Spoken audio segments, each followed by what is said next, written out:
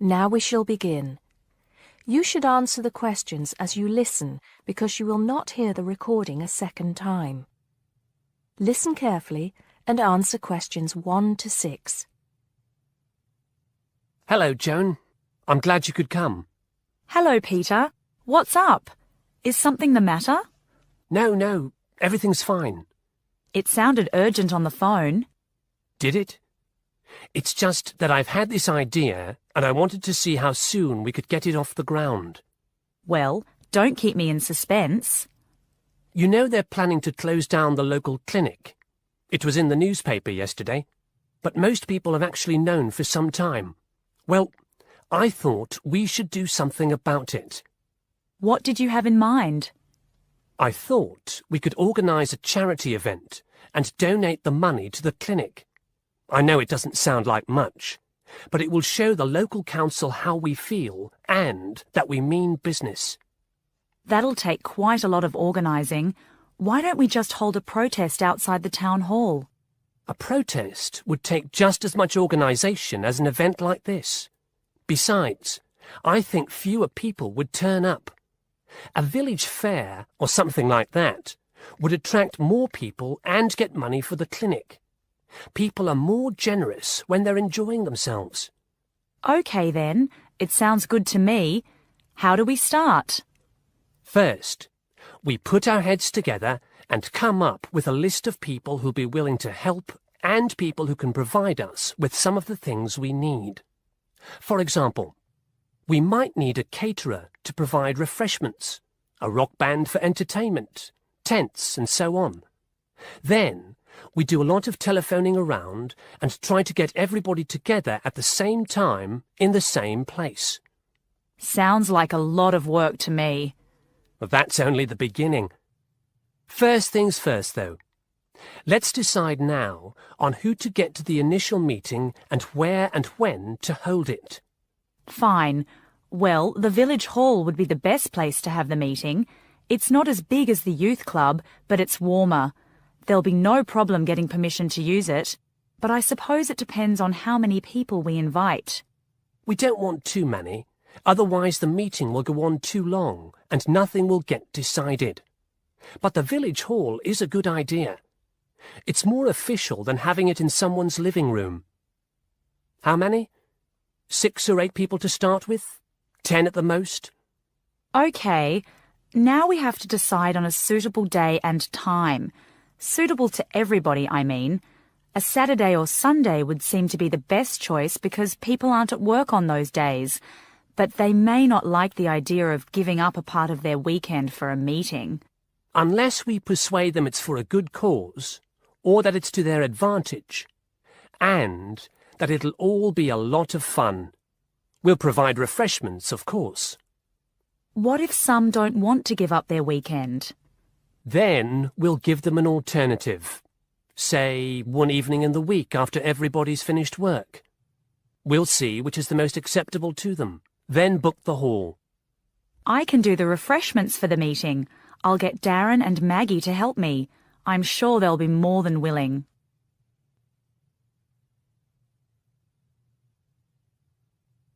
Now listen and answer questions 7 to 10. So, what's next on the agenda? A list of who we want at the meeting. Yes, of course. Obviously, we want someone from the clinic. I think Dr. Perkins would be best. He can tell us exactly what the financial situation is there. You know, how much money it takes to keep the place running, and how important it is for the community to have the clinic. The vicar too. He can rally lots of support. And Mr. Sims, our Member of Parliament. He is very busy, but I think I can persuade him to come, or get his wife to persuade him to come. I see her quite a lot socially. That's great. 2 other people I have in mind are Freddie Smith. The journalist? Yes. Well, he's the editor of the local paper now, and might be useful. He might let us advertise for free, and he'll know how to go about getting leaflets and posters printed. That's another thing. We'll need volunteers to put leaflets through people's doors and stick up posters all over the place. We can decide that at the meeting. What about the other person? What other person? You said you had 2 people in mind, Freddie Smith and... Oh, yes, Mr. Gates. Mr. Gates. Do I know him? You must do. He owns Greatfields Farm. We need a large area to hold the fete. Right. So how many have we got then? 7 or 8? There's Dr. Perkins, Mr. Sims, that journalist. Freddie Smith, you mean? Yes, him. And the vicar and Mr. Gates, the farmer. That's only 5. There's you and me. That's 7. That will do for now. Let's start making phone calls. Now, listen carefully and answer questions 11 to 15. As I've made clear in earlier lectures, many different solutions have been proposed to the basic technological problem of getting meaningful marks onto paper. In other words, several different forms of printing have developed over the years, many of which are still in use today for different purposes. This week, I'd like to discuss the rotogravure process. This is one of the most widely used printing processes, and after describing how the process works, I'll be describing some of its industrial uses and the advantages and disadvantages of this form of printing. As the name implies, rotogravure is a form of printing in which large cylindrical pieces of metal rotate, while the paper to be printed passes between them. The paper is held in place against the printing surface by the impression roller. The weight of this roller is one of the factors that affect how much ink is actually transferred to the paper. Remember that this roller does not directly transfer ink onto the paper. The side in contact with the impression roller remains blank, and it's the other side of the paper which is actually the printed side. The impression roller presses the paper against the ink-bearing roller, generally known as the gravure cylinder. This roller is etched or engraved using either a laser or a diamond-tipped etching machine. This creates a large number of tiny holes in the surface of the roller which hold the ink. The depth and size of these holes determines how much ink is picked up from the ink fountain, which the whole printing assembly rests in. How much ink is picked up, in turn, determines the density of the image produced. As it rotates, the lower roller picks up more ink on its surface than is required, and this needs to be removed before contact with the paper. A flat edge, called the doctor blade, scrapes against the surface and removes all ink which is not in one of the holes on the surface of the lower roller. This should lead to a clean image. Now listen and answer questions 16 to 20. Now that we understand a little of the mechanics of rotogravure printing, I'd like to look at it in the wider context of the printing industry and discuss the main uses. One of the main advantages of the rotogravure process is that the amount of ink which can be transferred to the paper is high compared to other printing methods. This means that a broad density range can be produced. In other words, with rotogravure, it's possible to produce many different light and dark shades, making it particularly suitable for reproducing photographs and fine art. For shorter print runs, some other processes may give a finer image, but rotogravure is ideal for jobs that involve printing, for example, 1,000,000 magazines. One common place where you'll see printed matter that has been produced by rotogravure is in the advertising material that is often inserted into Sunday newspapers. Of course, it's not just paper that can be printed by rotogravure. It's a very flexible process, since the rollers used can be made to any size required. Whether it's consumer packaging or large rolls of floor covering that need to be printed, rotogravure is a relatively cheap, quick method that is used in a variety of industries. This isn't to say that rotogravure is without its disadvantages. Probably the main drawback is the fact that, with large areas of colour, the dots are visible, even without using any kind of magnifying aid. Now, does anyone have any questions about the rotogravure process?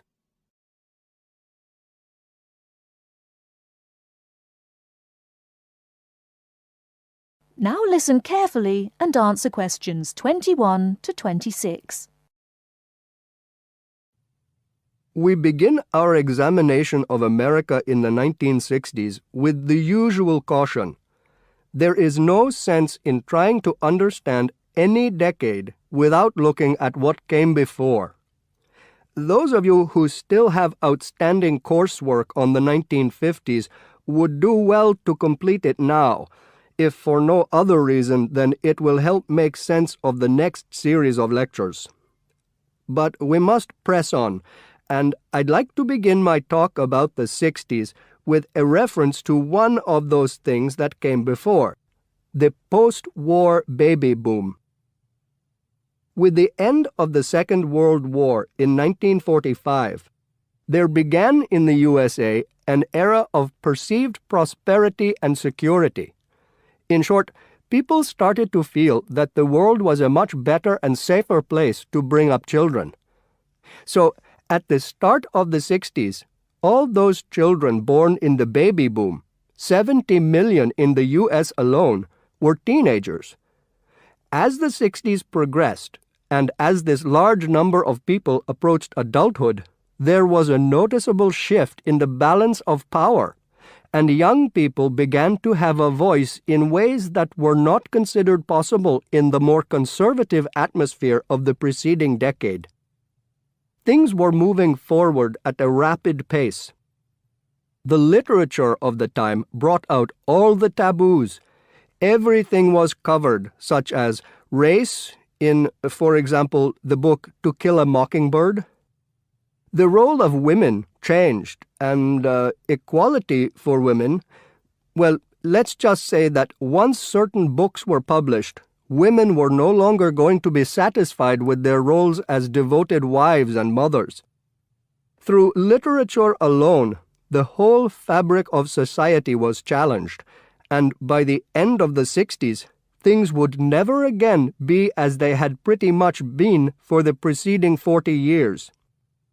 It was a decade of protest, civil rights protests, feminism, the rights of minorities, the Vietnam War. All these causes led to peaceful and not-so-peaceful protests on college campuses and elsewhere. People had been given freedom of speech, and they were going to use it. The crime rate rose to 9 times what it was in the 50s, as respect for the old order faded away. But it was also a time of great development. In medicine, the 60s saw the first heart transplant. In technology and the space race, where we saw the first American in orbit and lasers being invented at the start of the decade, and the first man on the moon, and the first primitive internet at the end.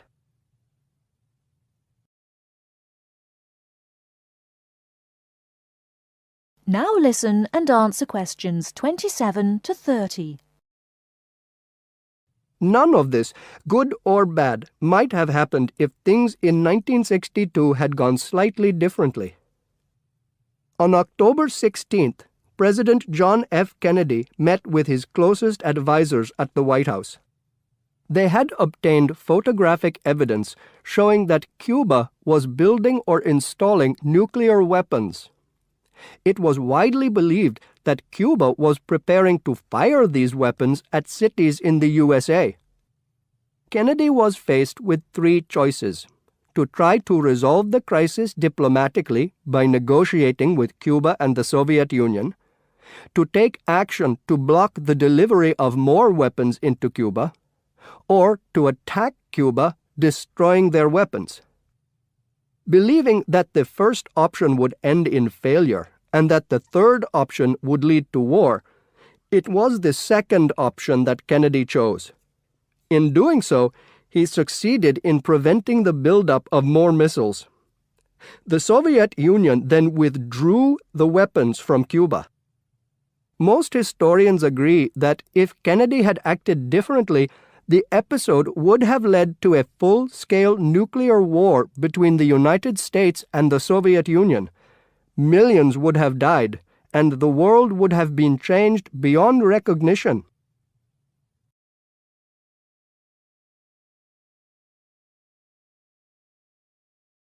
Now listen carefully and answer questions 31 to 40. The word thesaurus comes from Greek and means treasure house. So, to tell us more about Roget's thesaurus is linguist Dr. Cindy Channer. Now then, Cindy, we know Roget classified the English language. Well, the 150th edition has just come out. It sold 32 million copies. Yes, that's right, 32 million. What is it? Roget's thesaurus. Now, Roget's thesaurus is a type of dictionary in which words with similar meanings are grouped together. The word thesaurus comes from Greek and means treasure house. So, to tell us more about Roget's thesaurus is linguist Dr. Cindy Channer. Now then, Cindy, we know Roget classified the English language, but what do we know about the man himself?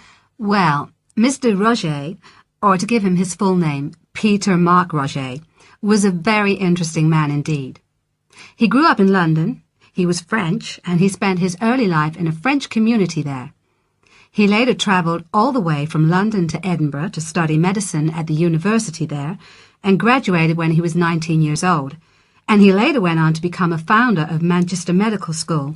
So his life focused around his career as a doctor? Well, actually, no. Roget had a very wide range of interests indeed. In fact, he was a writer and wrote about many topics such as bees, the kaleidoscope, and even perception and feeling in animals. And he was an inventor too. In fact, in 1814, he invented an early version of the slide rule. The slide rule? Yes, the device that can calculate numbers. Then 10 years later, he developed a prototype for the cine camera, and he also got involved in a range of different projects.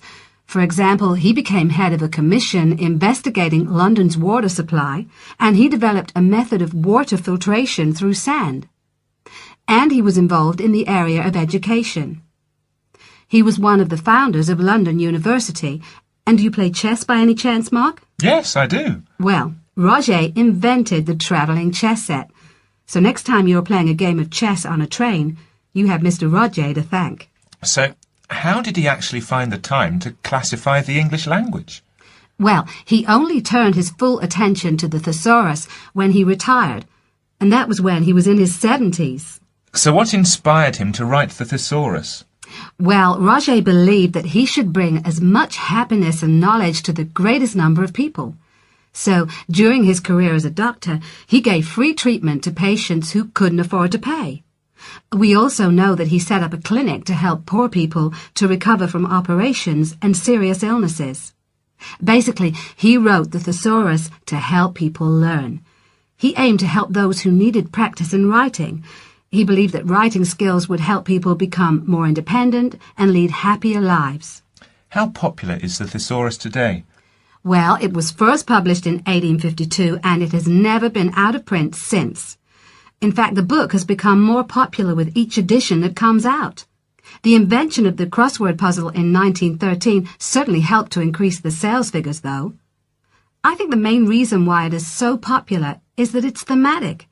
So you can come across words that you've never even thought of when you began looking for the word in the first place. Thanks, Cindy. Now join us again after this short break, when I'll be talking to Derek Spode, chairperson of East Anglian News. You now have half a minute to check your answers.